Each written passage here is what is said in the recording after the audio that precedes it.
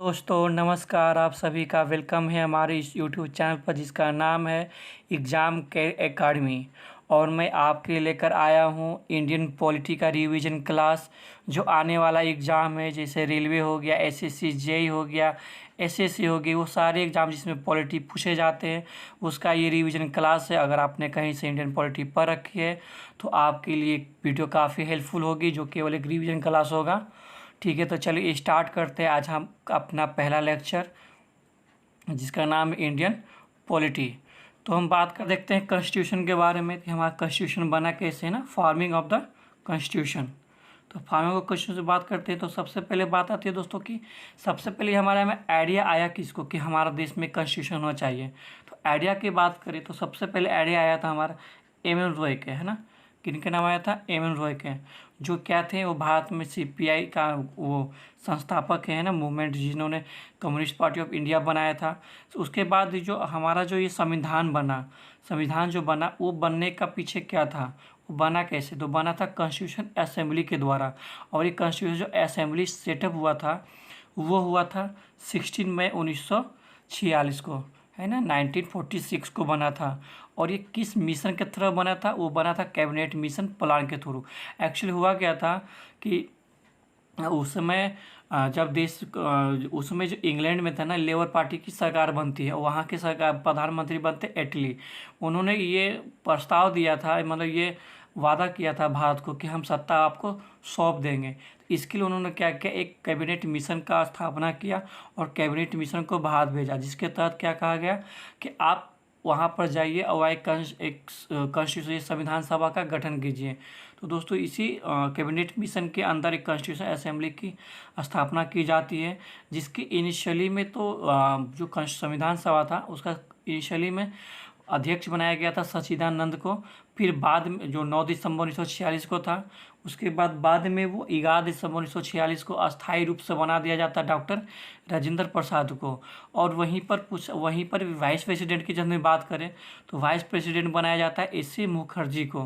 कब? 11 दिसंबर 1946। ये डेट याद रखिएगा कि कैबिनेट मिशन के थ्रू कॉन्स्टिट्यूशन असेंबली का गठन होता है। ठीक, उसके बाद होता है कि डॉक्टर राजेंद्र प्रसाद को अस्थायी रूप में बनाया जाता है अध्यक्ष। और पूछा गया था इनिशियली जो अस्थायी रूप से बनाया गया था सच्चिदानंद को, और वाइस प्रेसिडेंट बनाया गया था एस सी मुखर्जी को दोस्तों। ठीक है ना। साथ में ही ये भी पूछा जाता है कि जो हमारा कॉन्स्टिट्यूशन था, जो कॉन्स्टिट्यूशन जो असेंबली था और जो भी कॉन्स्टिट्यूशन बन रहा था, उसका एडवाइज़र किसको बनाया गया था? तो संविधान सभा का जो सलाहकार थे वो थे बी एन राव। कौन थे? B N Rao. यहाँ आपसे दो क्वेश्चन कंफ्यूज करते हैं दोस्तों। एक कि आइडिया किसने दिया था? बी एन राव ने। ठीक, उसके बाद सलाहकार किसको बनाया गया था? तो सलाहकार बनाया गया था बी एन राव को, बी एन राव को बनाया गया था दोस्तों। उसके बाद क्वेश्चन आता है, उसके बाद आता है कि जो भी ये जो कॉन्स्टिट्यूशन असेंबली थे वो कितने, उसमें टोटल मेंबर कितने थे? उसमें टोटल मेंबर कितने थे? उसमें टोटल मेंबर कितने थे? 389। जहाँ 292 तो आया था बट दोस्तों ब्रिटिश स्टेट से, जो भी भारत में जो भी जहाँ पर ब्रिटिश का राज था वहाँ से 292 कैंडिडेट आए थे। उसके बाद जो 93 थे ना, वो 93 थे, वो प्रिंसली स्टेट से थे, मतलब जो देसी रियासतें थी वहाँ से आए थे। और 4 जो थे ना वो चीफ कमिश्नर जगह से आया था। जो कौन कौन से थे? दिल्ली थे, अजमेर मेवाड़ था, कुर्ग था और ब्रिटिश बलूचिस्तान था।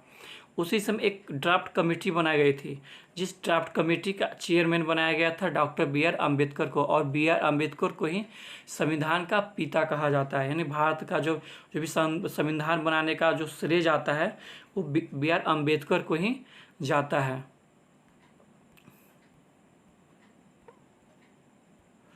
अब बात करते हैं दोस्तों इनटैचमेंट ऑफ कॉन्स्टिट्यूशन। मतलब है कि हमारा जो संविधान है उसको बनाने में कौन कौन सा कितना टाइम लगा है और उसको कब हम इसको एडॉप्ट किए हैं। ठीक है ना।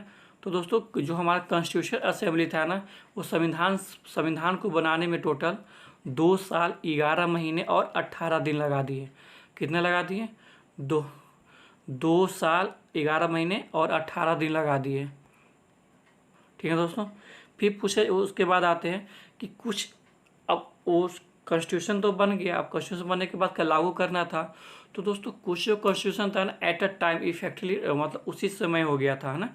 कब? 26 नवंबर 1949 को क्या कर दिया था उन्होंने, उसको एडॉप्ट कर लिया था। हमारे जो कॉन्स्टिट्यूशन असेंबली संविधान सभा के जो सदस्य थे उन्होंने इसको क्या कर लिया था, एडॉप्ट कर लिया था।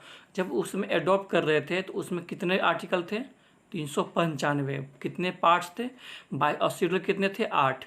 8 अनुसूचियाँ थी, 22 भाग थे और 395 अनुच्छेद थे। ये क्वेश्चन पूछा जाता है दोस्तों कि इनिशियली में जब भी संविधान सभा हमारा बना उसमें इनिशियली में हमारे संविधान में कितने अनुच्छेद थे और कितने अनुच्छेद तो सबको पता 395 था और पार्ट भी सबको पता 22 था, लेकिन जो अनुसूचियाँ पूछ जाती, शेड्यूल पूछे जाते हैं उस समय 8 था। वर्तमान में कितने हैं? 12 हैं। वर्तमान में कितने हैं? 12 हैं। ठीक, अब आगे बढ़ते हैं।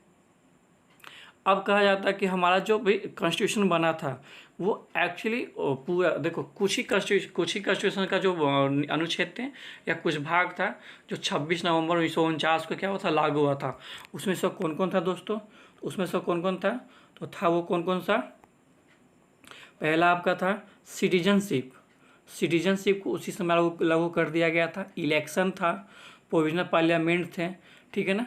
और बाकियों को कब किया गया था? बाकियों को किया गया था 26 जनवरी 1950 को।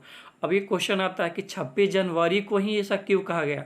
क्योंकि दोस्तों 26 जनवरी 1929 को कांग्रेस ने क्या, इंडियन नेशनल कांग्रेस ने पूर्ण स्वराज की मांग किया था। कहाँ था? लाहौर सेशन था, उसमें कांग्रेस का जो भी अधिवेशन हो रहा था उसके अध्यक्ष बने थे जवाहरलाल नेहरू। और उन्होंने उसी समय जो भी भारत का जो भी तिरंगा है ना, भारत का जो भी तिरंगा नया नया उसको एडॉप्ट किया गया था उसको फहराने का काम किए थे। और उसी समय क्या था, स्वतंत्रता दिवस मनाने का घोषित किया गया था। इसलिए दोस्तों 26 जनवरी को हम मनाते हैं गणतंत्र दिवस यानी रिपब्लिक डे। उस समय हमारा जो टोटली जो कॉन्स्टिट्यूशन था वो पूरे भारत में क्या कहते हैं, लागू कर दिया गया था। अब आते हैं जो कॉन्स्टिट्यूशन था ना, हो गया, ठीक है ना। 26 जनवरी 1950 को हम क्या कर देते हैं, वो लागू हो गया था। अब हमारा जो कॉन्स्टिट्यूशन असेंबली था वो नेशनल इंडियन फ्लैग को भी क्या करता है, एडॉप्ट करता है। वो कब करता है? 22 जुलाई 1947 को। 22 जुलाई 1947 को क्या करते हैं, हम अपने झंडे को अपनाते हैं। और हमारे झंडे को जो डिजाइन किए जाए ट्राई कलर में उनका श्रेय जाता है पिंगली वेंकैया को। याद रखिएगा दोस्तों, ये तो पिंगली वेंकैया ज़्यादा नहीं पूछेगा, लेकिन ये पूछता है कि हमारा जो नेशनल फ्लैग था उसको एडॉप्ट कब किया गया था। उसको एडॉप्ट कब किया गया था? 22 जुलाई 1947 को। तो दोस्तों आज के लिए इतना ही। अब मिलते हैं इंटरनल गवर्नमेंट के साथ नेक्स्ट वीडियो में। तो अगर आपको कुछ भी ठीक लगा हो, थोड़ा सा भी ठीक लगा हो, तो प्लीज़ लाइक कीजिए, सब्सक्राइब कीजिए। जय हिंद, जय भारत।